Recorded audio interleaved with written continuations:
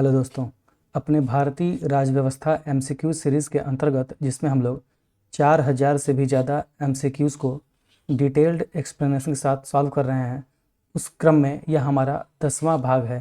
तो चलिए बिना किसी देरी के शुरुआत करते हैं अपने पहले प्रश्न के साथ।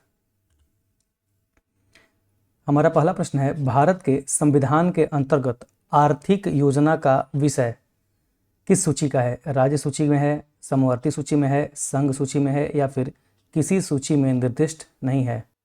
हमारे भारतीय संविधान में केंद्र और राज्य के मध्य शक्तियों का बंटवारा साफ साफ दिखाई देता है और इसके अंतर्गत ही हमारे संविधान ने 7वीं अनुसूची के अंतर्गत 3 सूचियों का निर्माण किया। पहली सूची थी संघ सूची, दूसरी सूची थी राज्य सूची और तीसरी सूची थी समवर्ती सूची। और इसके अंतर्गत जो संघ सूची है उस पर जो कानून है वह केंद्र सरकार बना सकती है, वहीं राज्य सूची पे राज्य सरकार कानून बनाएगी। और अगर बात करें समवर्ती सूची की तो इस पे केंद्र सरकार और राज्य सरकार दोनों ही कानून बना सकते हैं। लेकिन अगर किसी एक ही विषय पे केंद्र सरकार भी कानून बनाती है और राज्य सरकार भी कानून बनाती है तो केंद्र सरकार द्वारा जो नियम बनाया जाएगा वह मान्य होगा। तो इस प्रश्न को सॉल्व करने से पहले चलिए हम जान लेते हैं कि पहले केंद्र सरकार के अंतर्गत कौन कौन से विषय केंद्र सरकार को सौंपे गए हैं और राज्य सरकार को कौन कौन से विषय सौंपे गए हैं, साथ ही साथ समवर्ती सूची में कौन कौन से विषय शामिल किए गए हैं। उसके बाद हम इस प्रश्न को सॉल्व करेंगे और आगे वाले प्रश्नों को भी सॉल्व करेंगे और उनको सॉल्व करने में हमें आसानी भी हो जाएगी। सबसे पहले अगर बात करें संघ सूची की तो संघ सूची में ऐसे विषय शामिल हैं जिन पर कानून बनाने का अधिकार संसद को है। और जब हमारे संविधान में इस सूची को शामिल किया गया तो इस सूची में मूल रूप से कुल 97 विषय ही थे और लेकिन वर्तमान की बात करें तो इसमें कुल 100 विषय हैं। अगर हम संघ सूची के कुछ प्रमुख विषयों की बात करें तो उनमें से है सबसे पहला रक्षा व्यवस्था, फिर डाक व्यवस्था, फिर संचार व्यवस्था, उसके साथ साथ बैंक और विदेशी व्यापार, इसके साथ साथ विदेशी मामले, रेल परिवहन और वायु एवं जल परिवहन, इसके साथ साथ नागरिकता आदि भी संघ सूची के अंतर्गत शामिल किए गए हैं। अगर हम राज्य सूची की बात करें तो राज्य सूची में ऐसे विषय शामिल हैं जिन पर कानून बनाने का अधिकार राज्य विधानमंडलों को या फिर राज्य सरकार को है। अगर हम राज्य सूची के विषयों की बात करें तो इस सूची में मूल संविधान में कुल 66 विषय थे, लेकिन वर्तमान में इसमें कुल 61 विषय ही हैं। अगर बात करें इसमें कुछ प्रमुख विषयों की तो राज्य सूची के अंतर्गत कुछ प्रमुख विषय इस प्रकार हैं। पहला है कृषि, दूसरा है कारागार, अगला है भू राजस्व, फिर लोक व्यवस्था, पुलिस, स्वास्थ्य और स्थानीय शासन। ये सभी क्या हैं? ये सभी राज्य सूची के अंतर्गत आने वाले प्रमुख विषय हैं। तीसरी सूची है समवर्ती सूची और समवर्ती सूची में ऐसे विषयों को शामिल किया गया है जिन पर केंद्र और राज्य दोनों कानून बना सकते हैं। लेकिन मैंने जैसा कि पिछली स्लाइड में बताया कि अगर केंद्र और राज्य सरकार दोनों किसी एक विषय पर कानून बनाते हैं और कानूनों में गतिरोध उत्पन्न होता है तो जो केंद्र सरकार ने कानून बनाया है वही मान्य होगा। अगर बात करें समवर्ती सूची में विषयों की तो इसमें मूल रूप से कुल 47 विषय शामिल थे, लेकिन वर्तमान में बात करें तो वर्तमान में इसमें कुल 52 विषय शामिल हैं। अगर कुछ समवर्ती सूची के विषयों की बात करें तो इसमें प्रमुख हैं सबसे पहले जनसंख्या नियंत्रण, दूसरा है परिवार नियोजन, तीसरा है शिक्षा और चौथा है सामाजिक एवं आर्थिक योजनाएं। अन्य और भी विषय हैं, कुल 52 विषय हैं, लेकिन यहाँ पे जितने भी सूचियों का नाम दिया गया है उसमें सभी महत्वपूर्ण विषयों को शामिल किया गया है जहाँ से अक्सर एग्जाम में प्रश्न पूछे जाते हैं। तो इस स्लाइड से आप लोगों को क्या क्या ध्यान रखना है? सबसे पहले संघ सूची, इस पर कानून कौन बनाता है? केंद्र सरकार या फिर संसद। दूसरा राज्य सूची, इस पर कानून कौन बनाता है? राज्य सरकार या फिर राज्य विधानमंडल। और समवर्ती सूची पे केंद्र और राज्य दोनों बना सकते हैं, लेकिन अगर केंद्र राज्य दोनों बनाते हैं तो केंद्र द्वारा बनाई गई विधि मान्य होगी। इसके साथ साथ एक बात और ध्यान रखनी है कि मूल संविधान में संघ सूची में कुल 97 विषय शामिल थे और वर्तमान में कितने हैं? वर्तमान में 100 हैं। इसके साथ साथ राज्य सूची में कुल मूल संविधान में 66 विषय शामिल थे और वर्तमान में कितने हैं? वर्तमान में 61 हैं। वहीं समवर्ती सूची में मूल संविधान में कुल कितने विषय थे? 47 विषय थे और वर्तमान में कितने हैं? 52 विषय हैं। इसके साथ साथ इसमें जो विषय दिए गए हैं आपको इन विषयों को अच्छे से याद कर लेना है, यहाँ से प्रश्न बनते हैं। आप लोग ये सोच रहे होंगे कि आखिर में विषयों की संख्या कम ज़्यादा कैसे हो जा रही है। जैसे संघ सूची में 97 थे, अब 100 हो गए हैं। राज्य सूची में 66 से 61 कम हो गए हैं, और वहीं समवर्ती सूची में 47 से 52 इसमें बढ़ गए हैं। तो आपको बता दें कि समय समय पर इन विषयों में रिव्यू होता है, और इनके महत्व को देखते हुए ऐसा भी हो सकता है कि केंद्र सूची का कोई विषय है उसको राज्य सूची में शामिल कर दिया गया हो, या फिर राज्य सूची के विषय को समवर्ती सूची में शामिल कर दिया गया हो। इस वजह से संख्या घटती बढ़ती रहती है। तो आई थिंक आपको चीज़ें समझ में आ गई होंगी। प्रश्न में पूछा जा रहा है कि भारत के संविधान के अंतर्गत आर्थिक योजना का विषय किस सूची में है। ऑप्शन है राज्य सूची में, समवर्ती सूची में, संघ सूची में, या फिर किसी सूची में निर्दिष्ट नहीं है। तो उसका सही आंसर क्या होगा? ऑप्शन बी, यहाँ पे बी होगा। ऑप्शन बी, समवर्ती सूची में आर्थिक योजना या फिर आर्थिक नियोजन का विषय शामिल है। अगला प्रश्न है, आर्थिक नियोजन भारतीय संविधान की किस सूची में सम्मिलित है? ऑप्शन हैं संघ सूची में, समवर्ती सूची में, राज्य सूची में, या फिर विशेष सूची में। तो यह प्रश्न भी पिछले प्रश्न के जैसा ही है। आर्थिक नियोजन किस सूची का विषय है? तो समवर्ती सूची का विषय है। Option B is the right answer. आपको एक बात और बता दें, इसके अलावा एक अवशिष्ट सूची भी होती है, जिस पर कि कानून बनाने का अधिकार केंद्र सरकार को ही होता है, और इसमें ऐसे विषय शामिल किए जाते हैं जो कि उपर्युक्त तीनों सूचियों में शामिल नहीं है, और ऐसे विषय को अवशिष्ट सूची में शामिल किया जाता है और उस पर कानून केंद्र सरकार बनाती है। तो इसको भी ध्यान रखेंगे। अगला प्रश्न है, जानवरों के प्रति क्रूरता की रोकथाम को भारतीय संविधान की किस सूची में रखा गया है? ऑप्शंस हैं केंद्र सूची में, राज्य सूची में, समवर्ती सूची में, उद्देशिका में। उद्देशिका यहाँ पे नहीं होगा, उद्देशिका होगा। उद्देशिका में, या फिर उपर्युक्त में से कोई नहीं, या फिर उपर्युक्त में से एक से अधिक। तो सबसे पहले ऐसे प्रश्नों को करने का मैं आपको एक छोटा सा ट्रिक बताता हूँ कि कोई भी विषय दिया गया हो, क्योंकि आपको पता है कि इतने सारे विषय हैं कि जिसको याद कर पाना या फिर याद रख पाना आसान नहीं है। तो जो भी विषय दिया गया है उस पर आप थोड़ा सा विचार करें कि वह किसके लिए ज़्यादा महत्वपूर्ण है, केंद्र के लिए, राज्य के लिए, या फिर दोनों के लिए। तो अगर आपको लगता है कि यह केंद्र के लिए ज़्यादा महत्वपूर्ण है तो वह केंद्र सूची में शामिल होगा, राज्य के लिए ज़्यादा महत्वपूर्ण है तो वह राज्य सूची में शामिल होगा, और वहीं केंद्र और राज्य दोनों के लिए समान रूप से उपयोगी है तो वह समवर्ती सूची में शामिल होगा।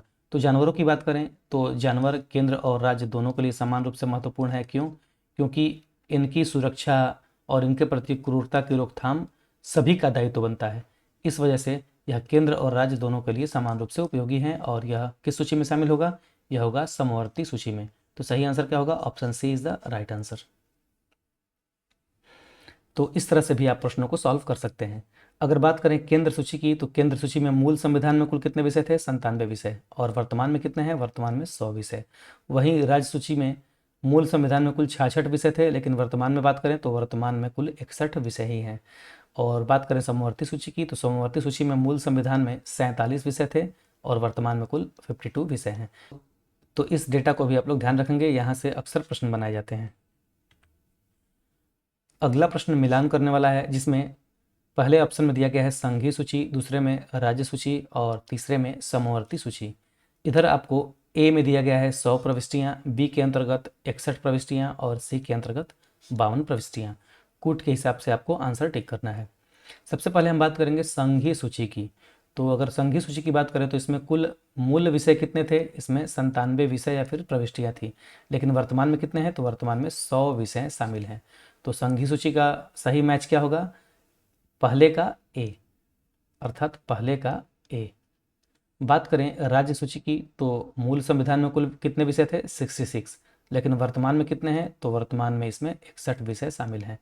तो दूसरे का सही मैच क्या होगा? राज्य सूची में कुल 61 प्रविष्टियाँ, तो दूसरे का बी, दूसरे का बी। वहीं समवर्ती सूची में मूल संविधान में कुल कितने विषय थे? 47, लेकिन वर्तमान में कितने हैं? तो वर्तमान में इसमें कुल 52 प्रविष्टियाँ या फिर विषय हैं। तो इसका तीसरे का क्या होगा सही मैच? तीसरे का सी, तीसरे का सी। चलिए अब कूट के हिसाब से आंसर करते हैं। पहले का ए, पहले का ए, तो जिसमें पहले का ए है वो सही हो सकता है, तो ये सही हो सकता है। बी वाला ए सही हो सकता है, सी वाला ये भी सही हो सकता है, लेकिन डी वाला सही नहीं होगा। दूसरे का बी, दूसरे का बी इसमें है तो ये सही हो सकता है। दूसरे का सी है इसमें तो ये सही नहीं हो सकता। दूसरे का ए ये भी सही नहीं हो सकता। इस तरह से बचा हुआ ऑप्शन कौन सा है? Option A is the right answer. चलिए इसको मैच कर लेते हैं। पहले का ए सही है, दूसरे का बी ये भी सही है, तीसरे का सी ये भी सही है। ए सही आंसर होगा। अगला प्रश्न है, निम्नलिखित में से कौन सा विषय समवर्ती सूची का है? ऑप्शंस हैं पुलिस, रेडियो और टेलीविजन, आपराधिक मामले या फिर विदेशी मामले। तो बात करें अगर पुलिस की, तो पुलिस, हर राज्य में पुलिस होती है तो राज्य सूची का विषय है। वहीं रेडियो और टेलीविज़न ये पूरे राज्यों में होता है तो इसकी जिम्मेदारी कौन लेता है? यह केंद्र सूची का विषय है। और अगर आपराधिक मामलों की बात करें तो यह समवर्ती सूची का विषय है, क्योंकि आपराधिक कानून केंद्र भी बनाती है और राज्य भी अपने स्तर पर बना सकती है। बात करें विदेशी मामले की तो यह केंद्र सूची का विषय है। तो सही आंसर क्या होगा? समवर्ती सूची का कौन सा विषय है? Option C is the right answer. अगला प्रश्न है, निम्नलिखित में से कौन सी मद भारत के संविधान की समवर्ती सूची में है? ऑप्शंस हैं जनसंख्या नियंत्रण और परिवार नियोजन, लोक स्वास्थ्य और स्वच्छता, प्रति व्यक्ति कर या फिर निखात निधि। तो इसका सही आंसर होगा ऑप्शन ए, जनसंख्या नियंत्रण और परिवार नियोजन जो है वह समवर्ती सूची का विषय है। अगर हम बात करें लोक स्वास्थ्य और स्वच्छता की तो यह राज्य सूची का विषय है।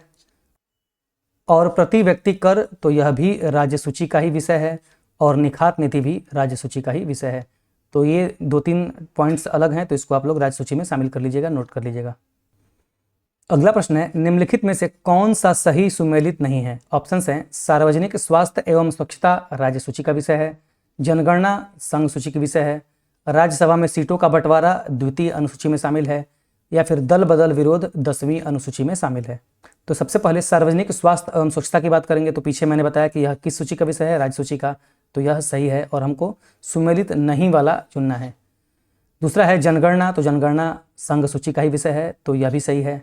तीसरा है राज्यसभा में सीटों का बंटवारा द्वितीय अनुसूची में शामिल है, तो ये गलत होगा, क्योंकि पिछले वीडियो में हम लोगों ने अनुसूचियों के बारे में पढ़ा है और अनुसूची 2 क्या कहती है? अनुसूची 2 में उच्च अधिकारियों पदाधिकारियों को मिलने वाले वेतन के बारे में बताया गया है, तो यह गलत हो जाएगा। अगर राज्यसभा में सीटों के बंटवारे की बात करें तो इसका उल्लेख अनुसूची 4 में किया गया है, तो इस वजह से यह गलत होगा। अगर दल बदल विरोधी कानून की बात करें तो इसका उल्लेख 10वीं अनुसूची में किया गया है और इसको किस संवैधानिक संशोधन के द्वारा जोड़ा गया था? तो इसको 52वें संवैधानिक संशोधन 1985 के द्वारा जोड़ा गया, तो इसको भी ध्यान रखेंगे।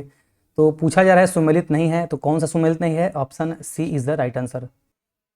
अगला प्रश्न है, निम्नलिखित में से कौन सा विषय समवर्ती सूची में है? ऑप्शंस हैं कृषि, शिक्षा, पुलिस या फिर रक्षा। सबसे पहले हम कृषि की बात करें तो कृषि क्या है? राज्य सूची का विषय है। दूसरा है शिक्षा, शिक्षा जो है वह समवर्ती सूची का विषय है। और बात करें पुलिस की तो पुलिस राज्य सूची का ही विषय है और रक्षा केंद्र सूची का विषय है।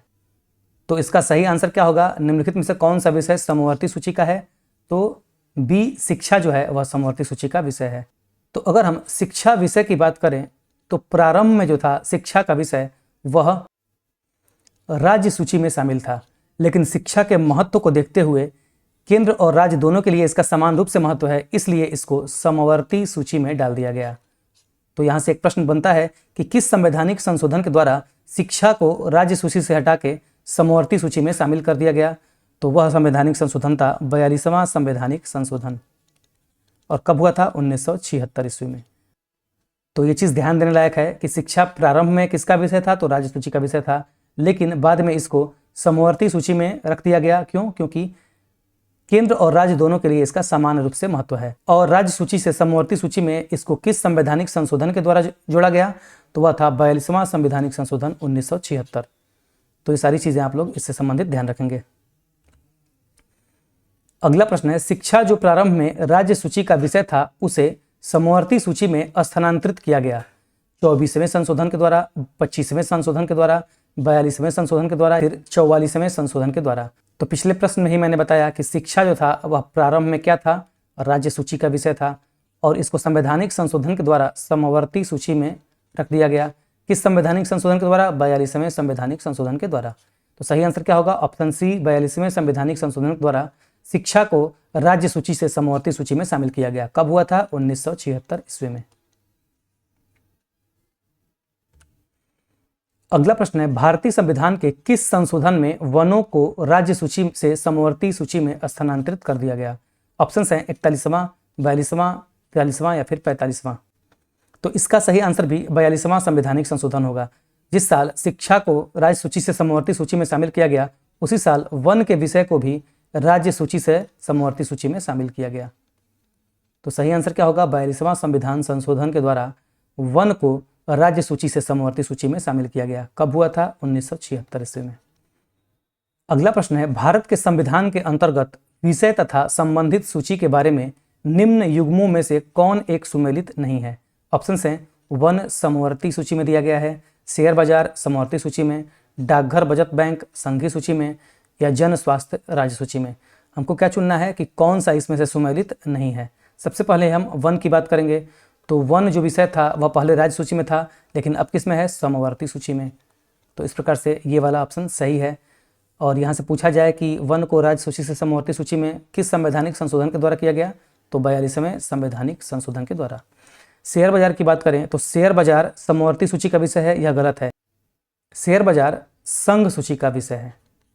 तीसरे ऑप्शन की बात करें, डाकघर बचत बैंक संघीय सूची, तो यह बात बिल्कुल सही है। डाकघर और बचत बैंक संघीय सूची का विषय है। बात करें जन स्वास्थ्य की तो यह राज्य सूची का विषय है। तो हमको सही नहीं है वही चुनना है। तो क्या होगा हमारा answer? Answer B is the right answer. Share बाजार समवर्ती सूची का विषय न होकर संघ सूची का विषय है। अगला प्रश्न है, सुमेलित करना है। सूची 1 में केंद्र सूची, राज्य सूची, समवर्ती सूची और अवशिष्ट विषय के बारे में दिया गया है। और सूची 2 में पुलिस और सार्वजनिक व्यवस्था, अंतरिक्ष अनुसंधान, जनगणना और जनसंख्या नियंत्रण और परिवार नियोजन दिया गया है। सबसे पहले हम बात करेंगे केंद्र सूची की। तो इसमें से कौन से विषय केंद्र सूची में शामिल हैं? पुलिस और सार्वजनिक व्यवस्था, ये राज्य सूची का विषय है।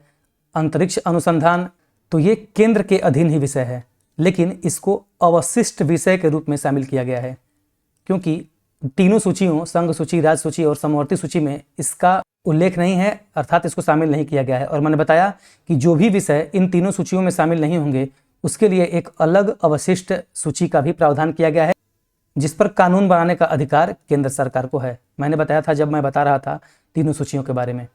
अगर जनगणना की बात करें तो यह भी संघ सूची का ही विषय है। और बात करें जनसंख्या नियंत्रण और परिवार नियोजन की तो यह विषय समवर्ती सूची का विषय है। तो चलिए मैच कर लेते हैं, केंद्र सूची या फिर संघ सूची। तो इसका होगा तीसरा, तो ए का तीसरा। राज्य सूची की बात करें तो पुलिस और सार्वजनिक व्यवस्था राज्य सूची का विषय है, तो बी का पहला। बात करें समवर्ती सूची की तो समवर्ती सूची में जनसंख्या नियंत्रण और परिवार नियोजन है, तो सी का चौथा। बात करें अवशिष्ट विषय की तो अवशिष्ट विषय में अंतरिक्ष अनुसंधान शामिल है, तो डी का दूसरा। मैच कर लेते हैं ए का तीसरा। ए का तीसरा जहाँ जहाँ भी है वह सही हो सकता है, तो ए का तीसरा ये सही हो सकता है, ए का तीसरा ये गलत हो जाएगा, ए का तीसरा गलत, ए का तीसरा गलत। देखिए पहले ऑप्शन से ही हम लोगों ने इसको सही कर लिया। इसको मैच कर लेते हैं, ए का तीसरा, बी का पहला, सी का चौथा और डी का दूसरा, तो ए इज द राइट आंसर। तो आज के लिए बस इतना। अगर आपको वीडियो इन्फॉर्मेटिव लगता है, आपको पसंद आता है, तो जितना हो सके इस वीडियो को शेयर करें अपने दोस्तों के साथ, अपने स्टडी ग्रुप में, और चैनल को सब्सक्राइब करना ना भूलें। मिलते हैं अगले वीडियो में इसके अगले पार्ट के साथ। तब तक के लिए थैंक यू।